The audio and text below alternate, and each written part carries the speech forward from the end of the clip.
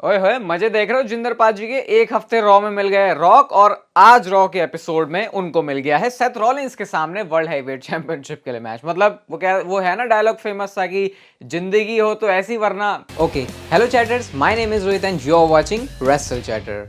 तो इस वीडियो में गाइस हम लोग बात करने वाले हैं आज भी मंडे नाइट रॉ के एपिसोड के बारे में। कुछ नहीं करना आपको, बस आराम से बैठ के इस वीडियो को देखना है। सबसे पहले जो शो की स्टार्टिंग है वो करते हैं ड्रू मैकिंटायर रिंग में होते हैं और बोलते हैं कि कैसे वो टाइटल ही उनके लिए सब कुछ था, वो उस चैंपियनशिप को नहीं जीते हैं, उस चैंपियनशिप की उनको बहुत ज्यादा जरूरत थी। और उस चीज को मैंने रिप्ले किया अपने दिमाग में दोबारा से, जो वो मैच आ रहे थे। और वो यहाँ पे एडमिट करते हैं कि शायद जो सैमी ज़ेन मेरे बारे में बोल रहा था वो चीज सही है, जो सेथ रॉलिंस मेरे बारे में चीज बोल रहा था वो सही है। और वो है कि ड्रू मैकिंटायर खुद कोई होल्ड बैक कर रहा है और वो खुद को आगे नहीं जाने देना चाह रहा। और फिर वो खुद ये बोलते हैं कि शायद ड्रू मैकिंटायर को थोड़ा सा टाइम डब्ल्यूडब्ल्यूई से चले जाना चाहिए। और जैसे उन्होंने बोला तो भले ही ड्रू मैकिंटायर नेगेटिव कैरेक्टर में, लेकिन क्राउड को ये चीज सुन के बिल्कुल भी अच्छा नहीं लगा। वो ड्रू मैकिंटायर को स्टिल वहां पे प्रेज कर रहे होते हैं। और उसके बाद वो कहते हैं कि लेकिन फिर मैंने सोचा कि क्या मैं ही खुद वो रीजन हूं जिसकी वजह से मैं वो चैंपियनशिप मैच नहीं जीता। डेमन प्रीस्ट की वो बात करते हैं, कहते हैं कैसा बेवकूफ आदमी है वो, अपने आप की तो उसने अपॉर्चुनिटी गवाई और साथ में उसने जो है मेरी भी अपॉर्चुनिटी गवा दी। उसने दोनों का जो काम है वो खराब कर दिया। और वो फिर बोलते हैं कि शायद मुझे 9 साल का ब्रेक लेना चाहिए, फिर से कम बैक करना चाहिए, तो मुझे वो बिल्कुल हीरो की तरह ट्रीटमेंट मिलेगी। और यहां पर जो वो शॉट्स ले रहे थे वो सीधा सीधा सीएम पंक के ऊपर थे। इसके बाद क्या होता है, सीएम पंक का थीम सॉन्ग प्ले होता है। और मैंने इमेजिन नहीं किया था कि रॉ में ड्रू मैकिंटायर और सीएम पंक साथ में होंगे, क्योंकि ये स्टोरी का कोई कनेक्शन ऐसा नहीं लग रहा था कि डब्ल्यूडब्ल्यूई इसको रॉ में दिखा देगी। सीएम पंक बोलते हैं कि हम पाइपर कंट्री में हैं, ये उन्होंने राउडी पाइपर के बारे में बोला था क्योंकि वो यहीं से बिलोंग करते हैं। और उसके बाद बोलते हैं कि वो जाने जाते थे बोलने के लिए, मैं जाना जाता हूं बोलने के लिए। और इसके बाद सिंपली सेथ रॉल वो जो सीएम पंक हैं वो बिल्कुल आराम से ऐसे टेढ़ा करके रिंग में बैठ जाते हैं। और अब वो वेट करते हैं कि ड्रू मैकिंटायर कुछ बोलेगा। अब ड्रू मैकिंटायर अपना बोलना शुरू करते हैं, कहते हैं सबसे पहले तो मैं तेरे को कांग्रेचुलेट करता हूं इस चीज के लिए कि अभी 1 महीना हो चुका है और कोई भसड़ नहीं हुई है, तू यहां पे खड़ा है। अब ये प्रोमो यहां से बहुत इंटेंस हो रहा था। इसके बाद ड्रू मैकिंटायर बोलते तूने अपने आप को क्रैश एंड बर्न नहीं किया, तू अपने आप को पहले लीडर कहा करता था। लेकिन उसके बाद ड्रू मैकिंटायर वो पुरानी बातें सीएम पंक को याद दिलाते हैं जिस टाइम पर उनको सीएम पंक की जरूरत थी। वो बोलते हैं कि मैं डार्क में था, मेरे पास कोई डायरेक्शन नहीं थी, मुझे किसी ने रास्ता नहीं दिखाया, मैं उस समय एक बच्चा था। मैंने रैंडी ओर्टन से बात करी लेकिन उसके पास उसके दिमाग में खुद के डीमंस थे, लेकिन तुम्हारे पास खुद कोई डीमन नहीं था, तुम खुद एक डीमन हो। ऐसा करके उन्होंने ये काफी ज्यादा जो है एक चुभने वाली बात सीएम पंक के लिए बोली। और उसके बाद वो बोलते हैं कि कैसे तू एक ऐसा बंदा है जो सिर्फ अपने आप को पसंद करता है, नार्सिसिस्टिक वाली तेरी अप्रोच रहती है। और ये चीज सीएम पंक की शुरुआत से ड्रू मैकिंटायर को बिल्कुल भी पसंद नहीं थी। और यहां पे वो बोलते हैं अब आज जाके देख, आज मैं यहां पर खड़ा हूं और मैं हूं एक लीडर। अब थोड़ा सा मुझे ड्रू मैकिंटायर का समझ नहीं आया कि एक अभी तो वो बोल रहे थे अपने बारे में बातें, फिर अचानक से उन्होंने ऐसे चेंज किया डेमन प्रीस्ट को टारगेट करने के बाद। एंड देन वो यहां पे बोलते हैं, जब बात आती है सीएम पंक के बोलने की, मैं यहां पर कोई दोस्ती यारी करने नहीं आया हूं वापस, मैं आऊं सिर्फ रॉयल रंबल जीतने और रेसलमेनिया को मेन इवेंट करने। इसका काउंटर करते हुए ड्रू मैकिंटायर बोलते हैं कि जिस टाइम पर मैंने इस कंपनी को संभाला था सारे के सारे बड़े बड़े सुपरस्टार चले गए थे और मैं इस कंपनी को कैरी कर रहा था, और मैं रॉयल रंबल मैच जीत के तुमको एलिमिनेट करके इस बार चैंपियनशिप जीतूंगा क्राउड के सामने, जो ड्रू मैकिंटायर का हमेशा से ही सपना है। इसके बाद जो सीएम पंक है वो बोलते हैं कि सिर्फ एक बंदा है जो कि मुझे रोक सकता है और वो खुद बंदा मैं हूं। और वो बोलते हैं कि लास्ट के रॉयल रंबल में मैं तुझे ही बाहर फेंकूंगा। और ऐसा कह के जो सीएम पंक है वो यहां से चले जाते हैं। मतलब एक बार ड्रू मैकिंटायर आराम से बैठ के सुन रहे थे, एक बार सीएम पंक बैठ के सुन रहे थे, तो वो मूवमेंट बड़ा सही लग रहा था कि किस तरीके से उन्होंने इंटेंसिटी डाली। और यही कमाल की बात होती है प्रोमो सेगमेंट की, कि अगर बढ़िया सा हो जाए शो पर तो शो की पूरी टोन सेट हो जाती है। और यहां पे डब्ल्यूडब्ल्यूई ने बहुत अच्छा काम किया था, एक बहुत अच्छा काम भी होने वाला है। कल फाइनली आएगा द ब्लड लाइन मंथ में पहला एपिसोड, पूरी ब्लड लाइन की स्टोरी का बहुत सारे एपिसोड आएंगे, लेकिन इसका जो पहला एपिसोड है वो कल प्रीमियर होगा। तो इसके लिए बिल्कुल चिपके रहना, एक्साइटेड रहना। ऐसा कंटेंट है कि आप लोग भी इसको बहुत ज्यादा एंजॉय करने वाले हो।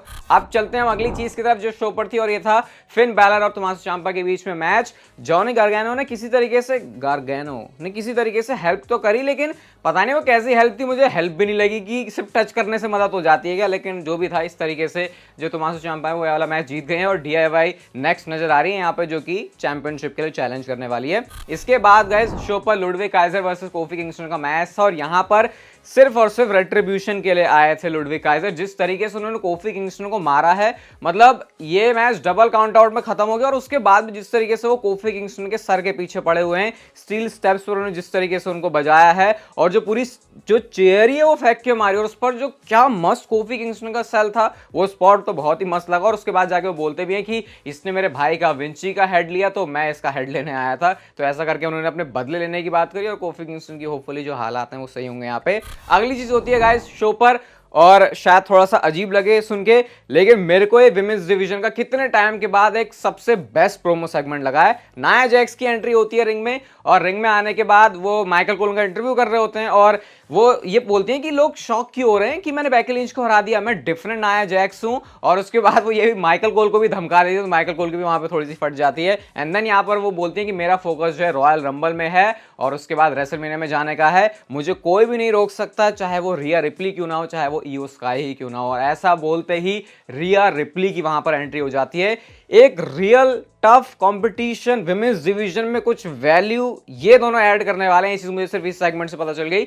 नाया जैक्स के सामने जब रिया रिप्ली आती है, तो रिया रिप्ली यहां पर बोलती है कि तुम तो इस तरीके से एक्ट कर रही हो जैसे कि तुम ऑलरेडी रॉयल रंबल जीत चुकी हो, तुमने सब कुछ कर लिया है। एंड देन यहां पे वो बताती हैं कि तुमने बेकी लिंच को भले ही हराया, लेकिन तुम रिया ब्लडी रिप्ली को बिल्कुल भी नहीं हरा सकती। इस बात का जवाब नाया जैक्स के पास होता है कि मैं तेरे को ऑलरेडी तोड़ चुकी हूं, क्योंकि रिया रिप्ली इससे पहले बोलती हैं कि अगर तुम रॉयल रंबल जीत भी गई तो तुम्हारा मेरे से मुकाबला करने का कोई भी दम नहीं है, बिल्कुल भी ये नहीं हो सकता। इसके बाद क्लियरली उन्होंने बोला कि जब मैं रॉयल रंबल जीतूंगी रिया रिप्ली, तो ये बात भी सुन ले, मेरा जो चैलेंज है वो सिर्फ तेरे लिए ही होने वाला। और यहां से इन्होंने शुरू से ही सब कुछ टीज कर दिया। नाया जैक्स का वो कैरेक्टर जो एक असली, अब अगर रेसलिंग फैन है जो सही चीजों को देखता समझता है, वो डेफिनेटली पसंद करने वाला है, क्योंकि ये डिफरेंट नाया जैक्स डेफिनेटली है। वो वाली नाया जैक्स जो कि अनसेफ थी, कुछ भी कर रही है रिंग में, आई थिंक ट्रिपल एच ने बहुत अच्छी तरीके से चीज़ों को क्राफ्ट किया, और वो चीज़ रिफ्लेक्ट होती हुई, ट्रांसलेट होती हुई नजर आ रही है। मुझे तो पर्सनली ये जो सेगमेंट है बहुत पसंद आया। इसके बाद गाइस शो पर होता है Kayden Carter, Katana Chance versus Piper Niven and Chelsea Green. ये भी विमेंस डिवीजन में जो टैग टीम है केडन कार्टर कटाना चांस, जिस तरीके से मूव्स करते हैं पता नहीं हर बार नए नए कहां से लेके आते हैं, अलग अलग नेम फिर इनके याद करने पड़ते हैं, तो वो बहुत सही लग रहा है। इस समय भी जिन्होंने डबल टीम फिनिशर मारा था द किंगस्टन, वो भी बहुत अच्छा लग रहा था। तो ये अकेले ही अपने सिर्फ डबल टीम वाले मूव के जरिए फेमस हो सकते हैं। मुझे इनके अंदर पोटेंशियल लग रही है। अभी कैरेक्टर वाइज तो इतना नहीं कह रहा, लेकिन अगर यही इनका कैरेक्टर है तो वो चीज देख के भी सही लग रहा है। और जो पाइपर नेवन है, उन्होंने अपने ही पार्टनर चेल्सी ग्रीन के ऊपर उनको फ्लैट कर दिया, तो इसलिए उनको जो है मैच जीतने में और भी ज्यादा हेल्प हो गई। इसके बाद गए शो पर एक फनी सी चीज आती है, और ये थी R-Truth की एक वीडियो। R-Truth की वीडियो जहां पर वो बता रहे हैं कि कैसे उनका शुरू से ही सपना था, पैदा होने से लिटरली एक AI जनरेटेड है वीडियो, जहां पे R-Truth डॉक्टर के चेहरे पे देख रहे हैं, मतलब बच्चा R-Truth, और उसको शुरू से ही जजमेंट डे में होना है। और भाई उन्होंने जजमेंट डे वो पीपीयू उठा के ले आया, वो पुराना वाला, रिया रिप्ली जीत रही है तो उसमें ग्रीन स्क्रीन करके उन्होंने अपने आप को ऐड कर दिया। मनी इन द बैंक जो ब्रीफ केस जीते थे डेविन पीस, उसमें भी उन्होंने ऐड कर दिया। और वो जेडी मैकडोना को बाहर करके बोलते हैं कि अब जो रियल जजमेंट डे है वो आ गई है। इस पर जजमेंट डे के लोग बोल रहे होते ये क्या कर देखा हमने, और डेविन पीस कहते चल मैं इसको सॉर्ट आउट कर लूंगा। ये बड़ा फनी था, और ड्रू मैकिंटायर को भी उन्होंने मेंशन किया। तो ये जजमेंट डे सही कर रहे हैं भाई, जिस भी तरीके से फैक्टर डब्ल्यूडब्ल्यूई करती है इनको अलग अलग चीजों में, उसको देख के बड़ा सही लगता है। इसके बाद गए शो पर मिस वर्सेस जेडी मैकडोना का मैच था। बहुत तगड़ा सपोर्ट था मिस के लिए। मिस की जो यस किक्स है वो भी थी, यहाँ पे R-Truth भी होते हैं, और एंड में जाके जो मिस ने ऐसी स्लाइड मारी, डोमिनिक भी क्योंकि मैच में चुल कर रहे थे, तो वो जो है जाके डोमिनिक को लगी, वो भी गिर गया उधर। मिस का स्कल क्रशिंग फिनाले आता है, और मिस ये वाला मैच जीत चुके हैं। मिस का यार मोमेंटम चल रहा था, डब्ल्यूडब्ल्यूई थोड़ा सा उनको नीचे लेके आ गई है, तो होपफुली वो दोबारा से ऊपर जाएगा, क्योंकि उनके साथ कुछ अच्छा होना चाहिए। और गुंथर वैसे नेक्स्ट वीक आ रहा है, तो शायद वहां से जो स्टोरी है उसको डब्ल्यूडब्ल्यूई दोबारा से कंटिन्यू कर सकती है, अगर उनकी कोशिश है कुछ ऐसी। इसके बाद गए शो पर आते हैं सेथ फ्रिकिन रॉलिंस, वो सबको वेलकम करते हैं और बोलते हैं कि जो रॉयल रंबल है अब वो बस कुछ ही हफ्ते दूर है, और उसके बाद हम ऑफिशियली आ जाएंगे रोड टू रेसलमेनिया में। और अगर मैं अपने रिकॉर्ड की बात करूं तो मेरा जो रोड टू रेसलमेनिया है वो बहुत अच्छा रहा है। मैंने बहुत सारी चीजें करी हैं, लेकिन एक चीज मैंने नहीं करी जो कि मैं इस साल करूंगा, और वो है एक वर्ल्ड चैंपियनशिप को शो पर लेके जाना। और बोलते हैं कि मैंने किस तरीके से एक ऐसा टाइटल जो कि आज से 1 साल पहले एग्जिस्ट भी नहीं करता था,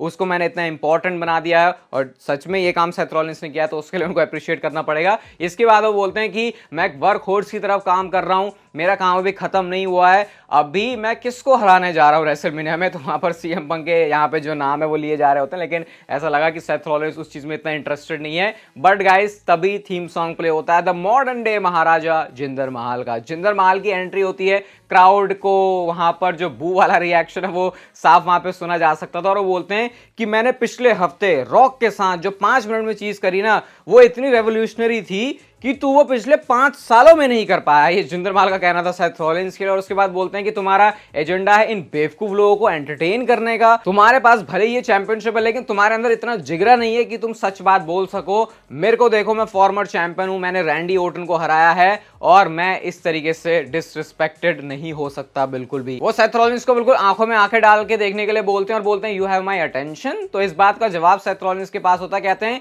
कि तुम सही कह रहे हो, तुमको जो है ऐसे इग्नोर किया जाता है, ओवरलुक किया जाता है, इसलिए नहीं क्योंकि तुम ये हो रहे हो, हमको तुम लोग पर्पसली ये करते हैं क्योंकि हम तुम्हें देखना ही नहीं चाहते। एंड देन सेथ रॉलिंस बोलते हैं कि जिस तरीके से तुमको फ्राई किया रॉक ने लास्ट वीक, मैं एडमायर करता हूं कि आज तो फिर से यहां पर आके खड़ा हुआ है, लेकिन जो तूने अभी गलत काम किया है कि हम जो पार्टी कर रहे थे तूने इसको बेकार कर दिया, बर्बाद कर दिया। और साथ में वो जिंदर को बोलते हैं कि अगर तेरे अंदर दम है तो चल टेक अ स्विंग, मार मुझे। अब सेथ रॉलिंस के सामने जब जिंदर ने ऐसा किया नहीं तो सेथ भी बोलते हैं सेम ओल्ड जिंदर, अभी भी जिंदर में कुछ बदला नहीं है। लेकिन जैसे ही सेथ रॉलिंस जा रहे होते हैं, जिंदर ने अपना अटैक लॉन्च कर दिया सेथ रॉलिंस के ऊपर। सेथ रॉलिंस ने उस चीज को काउंटर भी किया, इवन एंड में जाके वो स्टॉर्म भी मारने जा रहे होते हैं, लेकिन जिंदर वहां से चले जाते हैं। और जिंदर महाल भी अग्रेशन में, सेथ रॉलिंस भी अग्रेशन में, लेकिन अभी इनके बीच में कुछ पंगा नहीं हुआ। लेकिन नेक्स्ट वीक के लिए जो मंडे नाइट रॉ में मैच होने वाला है वर्ल्ड हेवीवेट चैंपियनशिप के लिए, होगा Seth Rollins defending his title against Jinder Mahal. अब ये मैच क्यों हो रहा है? क्योंकि ये एक एप्रिसिएशन है जिंदर महाल के लिए जो काम उन्होंने रॉक के साथ किया। और ये चीज मुझे देख के अच्छा लगा कि चलो ट्रिपल एच उस चीज को एक्नॉलेज कर रहे हैं, और देख के भी अच्छा लगा कि भाई सीधा मैच मिलना कोई छोटी बात नहीं है, ये बड़ी बात है। और वो चीज देख के सही लगा भाई। और इंटरनेट पर भी जिंदर महाल को लोग पसंद कर रहे हैं, तो ये ट्रांजिशन देख के सही लग रहा है। देखते हैं इस पर किस तरीके से और डब्ल्यूडब्ल्यूई कैपिटलाइज करती है। इसके बाद शो पर ओटिस वर्सेस आइवार का मैच था। ओटिस पावर बॉम्ब खा रहे हैं इतने मजे में, क्योंकि आइवार जैसा बंदा है, ओटिस का कैटरपिलर भी आता है, तो बड़ा मस्त मैच था। एंड में आइवार के मून सॉल्ट के साथ ये वाला मैच वो जीत गए। और इतने भारी भरकम शरीर को मून सॉल्ट दिखाना, जरा आप अपने किसी दोस्त को, वो बोलेगा ये कैसे हो रहा है, जो डब्ल्यूडब्ल्यूई नहीं देखता, क्योंकि वो तो अनरियल है बिल्कुल, क्योंकि इस बॉडी साइज के साथ वो जो कर रहे हैं। और सही में ओटिस आइवार एक मैच रख दो मैंडेटरी, जो हर रॉ में होगा, और वो हमेशा उतना ही एंटरटेन करेगा। इसके बाद हमको बैक स्टेज से जे उसो भी दिखते हैं और बोलते हैं कि अब नया साल है, नई शुरुआत है, इस साल मैं ऐसा काम करूंगा जो कि मैंने अब तक अपने डब्ल्यूडब्ल्यूई के करियर में नहीं किया, और वो है एक सिंगल्स चैंपियनशिप के लिए जाना। लेकिन ब्रॉन्सन रीड आते हैं और वो बोलते हैं कि मेरे रास्ते में आने की गलती मत करना भाई तू। तो यहां से लग रहा है कि ब्रॉन्सन रीड और जे उसो के बीच डब्ल्यूडब्ल्यूई कुछ कुक कर रही है। अब बात करते हैं हम लोग शो के मेन इवेंट की, जहां पर आया एक एक्सट्रीम मैच कोडी रोड्स और शिंसके नाकामुरा के बीच में। शुरुआत से जो मैच है बड़ा अग्रेसिवली चल रहा था, क्योंकि दोनों को एक दूसरे से बहुत ज्यादा ही प्रॉब्लम है। नाकामुरा ने कैंडो स्टिक लाके अटैक करना शुरू कर दिया, उसके बाद कोडी उसके ऊपर काउंटर कर रहे हैं। नाकामुरा ने एक मिस्ट भी मारा जो कि डक कर लिया कोडी रोड्स ने, और वो टाइम कीपर वाले बंदे के ऊपर चले जाता है। कोडी रोड्स देख रहे होते इस बंदे को कुछ हुआ तो नहीं, क्योंकि कोडी रोड्स से अपने भले मानुष, लेकिन उसका क्या पता था उनको ही हर जाना भुगतना पड़ जाएगा। स्टील जो चेयर है उससे अटैक कर दिया नाकामुरा ने। इसके बाद क्या होता है, रिंग में जाके ये एक्सचेंज कर रहे हैं पंचेस, और क्राउड उसमें जिस तरीके से इन्वॉल्व है, वो मूवमेंट हर हमेशा इन जो पंचेस एक्सचेंज होता है उसको स्पेशल बना देता है। एंड देन हमने देखा कि नीज भी मारी नाकामुरा ने कोडी रोड्स को जब वो टेबल के ऊपर होते हैं, बट मैच स्टिल चल रहा था। पेडिग्री पड़ी नाकामुरा के ऊपर, स्टिल वहां पे किक आउट हो जाता है। लेकिन एंड में जो कॉर्नर में लगी होती है टेबल, उसके ऊपर फेंक के मारा नाकामुरा को कोडी रोड्स ने, और उसके बाद अपना क्रॉस रोड्स फिनिशर लगा के ये वाला मैच नाकामुरा के सामने जीत लिया कोडी रोड्स ने। और एंड में करते हैं वो स्टैंड टॉल। ओवरऑल बड़ी बैलेंस मंडे नाइट रॉ थी। कल के लिए आप जरूर वेट करना द ब्लड लाइन मंथ के एपिसोड 1 का, जहां पर रिलीव करेंगे फिर से ब्लड लाइन की पूरी स्टोरी। ये वीडियो गाइस अगर आपको अच्छी लगी तो इसे लाइक शेयर सब्सक्राइब और नोटिफिकेशन बेल को ऑन कर दो, और तब तक आप जिंदगी के मजे लो, वरना पता है ना जिंदगी आपसे मुझे ले लेगी।